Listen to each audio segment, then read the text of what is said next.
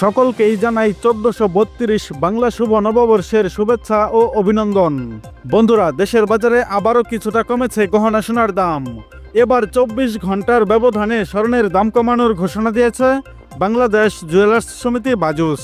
এর আগে টানা 4 দফা দাম বাড়ানোর পর এক ধাপ কমানো হয় গহনা সোনার দাম। এরপর 2 ধাপে দাম বাড়িয়ে আবারও ইতিহাসের শীর্ষস্থানে পৌঁছে যায় মূল্যবান এই ধাতুটির দাম। তখন প্রতি ভরি স্বর্ণের দাম ছিল 1,63,214 টাকা। দাম বাড়ানোর পর 13 এপ্রিল 2025 আবারও নতুন করে স্বর্ণের দাম কমানোর বিজ্ঞপ্তি প্রকাশ করেছে বাংলাদেশ জুয়েলার্স অ্যাসোসিয়েশন বা বাজুস।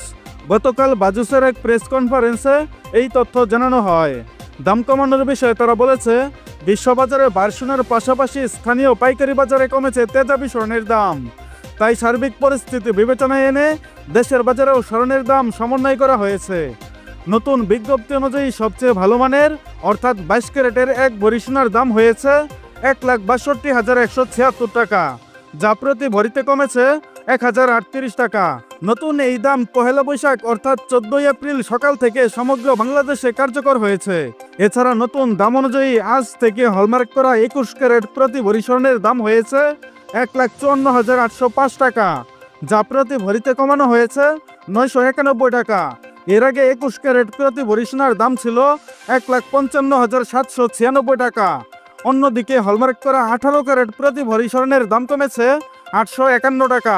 তাতে প্রতি ভরি স্বর্ণের দাম দাঁড়িয়েছে 1,32,690 টাকা, যা পূর্বের দাম ছিল 1,33,541 টাকা।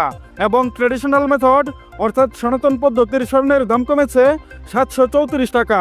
এতে করে প্রতি ভরি সোনার দাম দাঁড়িয়েছে 1,09,537 টাকা, যা এর আগে ভরিতে 2,927 টাকা বাড়িয়ে 1,10,271 টাকা নির্ধারণ করেছিল বাজুস। এবং অপরিবর্তিত রয়েছে রূপার দাম।